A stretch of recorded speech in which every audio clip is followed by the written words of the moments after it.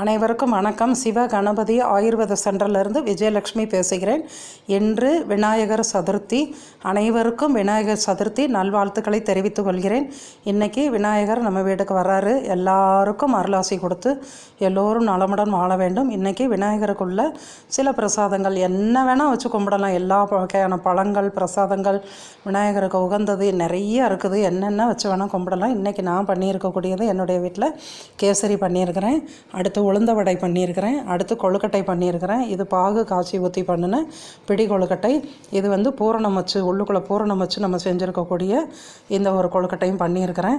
ரொம்ப நல்லா சாஃப்டாக அழகாக அற்புதமாக வந்திருக்குது.